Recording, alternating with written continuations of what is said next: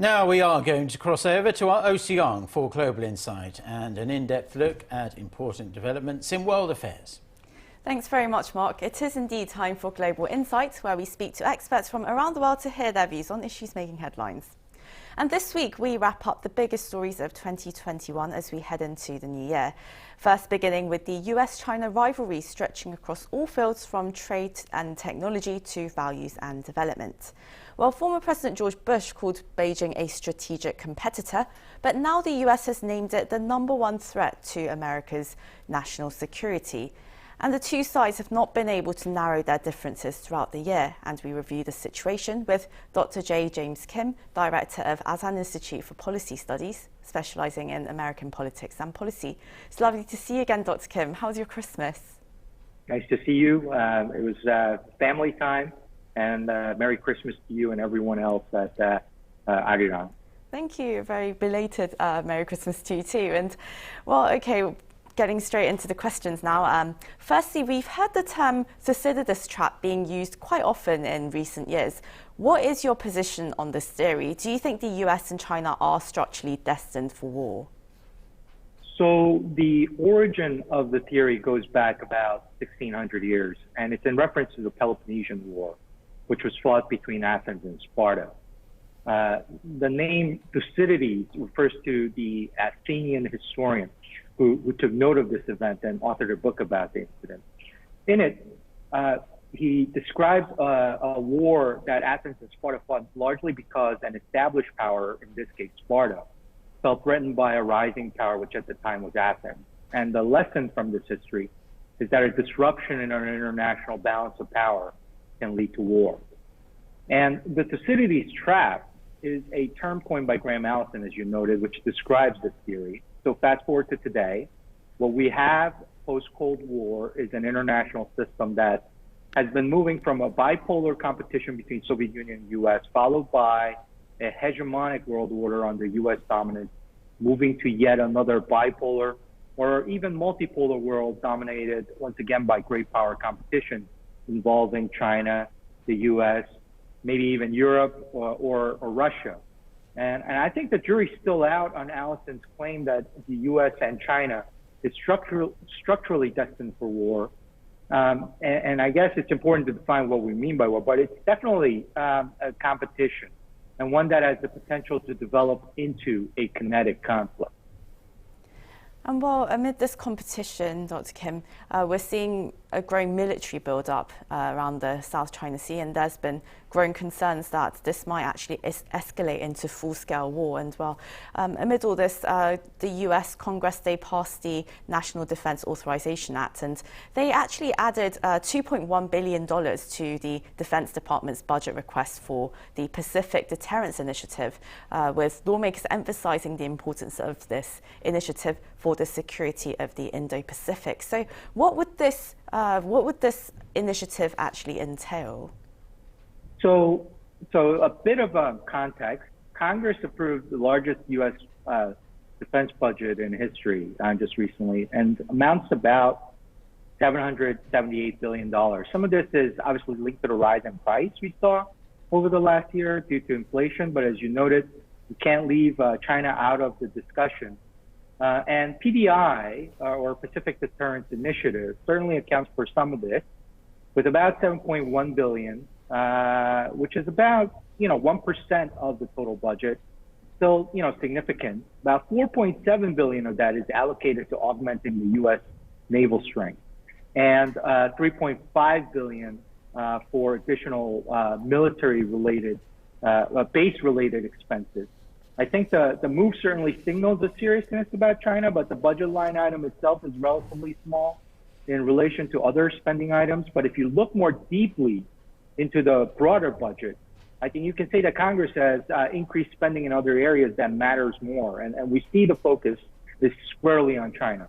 For instance, Congress has increased the research and development spending in the DoD budget to $118 billion, which is about $6 billion more than what the Biden administration proposed. A lot of that is focused on China. So I think you need to take a broader look at other items in the DoD spending to better assess the sentiment and the seriousness that the U.S. is giving to China. And what's interesting about this development is that this is all happening under a Democratic president and Congress that have traditionally been less supportive of a hawkish defense policy. Well, China, on its part, it's also been building up its naval capabilities, its nuclear capabilities even, and many are worried that this is actually going to end up in a clash, whether it's whether it's intended or whether it's accidental. How do you see the possibility of actual warfare? Do you think any of the two sides would go to war over Taiwan? If you look at all possible dyadic relationships among approximately 200 states around the world over the last 100, 200 years, the number of years that these countries have been at war with each other have been less than the number of years under peace. So overall, wars are less likely than what some people may claim. But compared to where things were in 1993 to today, we can certainly say that the risk of great power conflict is greater today than it was before. And Taiwan is certainly one area that seems to be heating up, and it has been this way for some time now. While it isn't clear whether we would be facing a war over Taiwan in the next month or two, I think the mood in China and the U.S. certainly seems to be that both sides are gearing up for some kind of escalation event over Taiwan. And do you think security pacts like AUKUS that was formed in September and these other sort of mini-lateral naval exercises that we're seeing in the region will be effective in pressuring and perhaps containing China?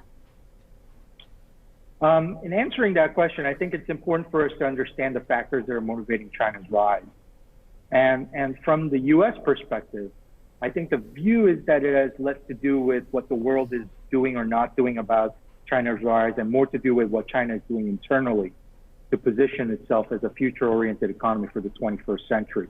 So the short answer to your question about containing China is that no, these cooperative frameworks are less likely to contain China's rise than what they are really designed to do, which is to pressure, but a better characterization, I think, is that they're likely to keep China in check, if not keep the free democratic world at pace with China's growth and expansion.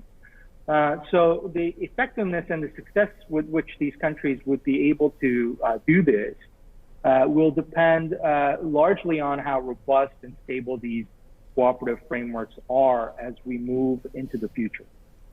Well, US President Biden, he's been rallying allies in Asia and other friends of America to reinforce democracy and other Western-led liberal values in their countries. But in the recent Summit for Democracy that we saw last month, many of the governments, particularly from the ASEAN region, they're not entirely democratic, are they? In fact, they've recently demonstrated a retreat from democratic values.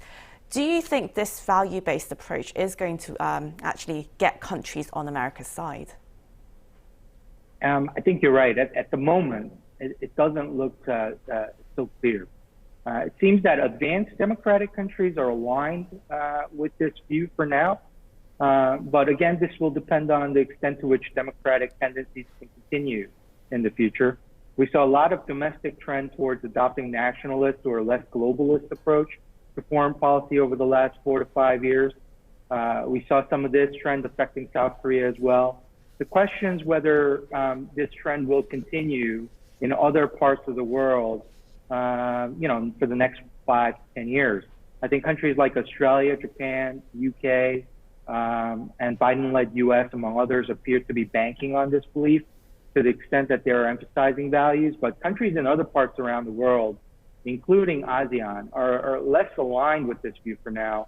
I think this is in some ways motivated by a belief that these countries do not necessarily see China or the US and the Western world as a threat to their national interests just yet. If and when these countries start to recognize one or more of these powers as a threat, I think they will start making, choices about questions related to values and democracy. And well, Dr. Kim, some pointed out the irony of years and years of democratic progress being reversed in some countries, in Myanmar and Afghanistan most notably this year. And there was also criticism over the lack of action from the West to defend democracy in these countries. as well as some concern over China's influence over the Myanmar junta as well as the Taliban. Do you think this sort of marks the end of the unipolar world led by America? I think you're right. I think it is clear that we're nearing the end. If not, we have already passed over the end of era of bipolar or unipolar dominance by the U.S. We can look to different examples of this already playing out in countries like South Korea, where when the government senses sufficient pressure to not take out an independent voice on matters like national defense and foreign policy. So I think there's some truth to what you're saying. And speaking of South Korea, Seoul, along with a number of European countries like Germany, the UK, they've shown willingness to cooperate with Quad Plus initiatives. And but then at the same time, despite surveys showing a high level of distrust towards China among the South Korean public, the current administration is eager to maintain good relations with Beijing. Do you think South Korea is going to be able to hedge as it did in the past, or do you think the pressure from both sides is going to be quite unmanageable? I think the countries will be forced to make some hard choices, and hedging and hoping is not going to be an effective strategy when tensions between U.S. and China escalate. So what we need in South Korea is strong leadership and a clear strategy now more than ever. And while the Biden administration, there's been a lot of interest over how he's going to do things hopefully differently from the previous Trump administration's trade policies. And so far, he hasn't shown that much interest in joining the Comprehensive and Progressive Trans-Pacific Partnership Deal, CPTPP. Do you think America is planning on any kind of economic initiatives for the Indo-Pacific region? I think the U.S. Trade Representative Catherine Tai has made some public statements that the U.S. isn't committed yet to CPTPP. But what the U.S. has expressed interest in are establishment of standards for investment and trade that will be less tolerant of trade with China, that compromises U.S. trade, U.S. interests, or U.S. national security. So some things already underway are investment standards related to technology. I think digital trade agreements of some kind is something that the U.S. is looking to expand in the Indo-Pacific. It already has an agreement like this that focuses on digital trade with countries like Japan. I also think that export and investment controls, much like CFIUS, is something that countries like Japan and Australia are also participating in, and there's likely to be moves to expand this kind of cooperative arrangements with other countries in the region. But I don't see a multilateral framework being developed here. A lot of this is either minilateral or bilateral. And Dr. Kim, the US has tried to stop a hegemon from arising in the Asia region, but with the region spanning so many countries, all with very diverse characteristics and interests, do you think it will be possible for one power to actually dominate the region? I mean, how do you see the future of the hegemonic competition affecting the region politically and economically? So a bit of context. I think what we had with the US over the last 7 decades since the end of World War II was a real ideal situation for Asia. You had Soviet Union and China threatening for dominance in the region for much of that time. There were certainly moments when these powers could have succeeded in rolling back U.S. influence in the region. We saw that, for example, in the Korean Peninsula and Vietnam. And the U.S. record in the region wasn't always great, as we saw in Vietnam and Korea. But what we saw was that U.S. was continuing to challenge these moves and do so to the extent that these moves to roll back U.S. influence did not continue beyond these theaters. And I think what we are seeing with these minilateral cooperation and changes in regulatory standards is that the U.S. wants to keep pace with China's rise and establish a new balance in world order. And what this means is that we should expect changes and expect moments of heightened tension and escalation. Countries will eventually be asked to make hard choices that will affect their society and economy. And to this extent, I think South Korea should take these changes seriously and chart out our course based on principled objectives and strategies that will promote our national interest.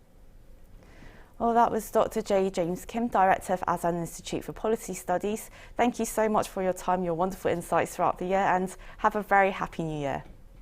Thank you, and Happy New Year to you and everyone at Arirang. Thank you.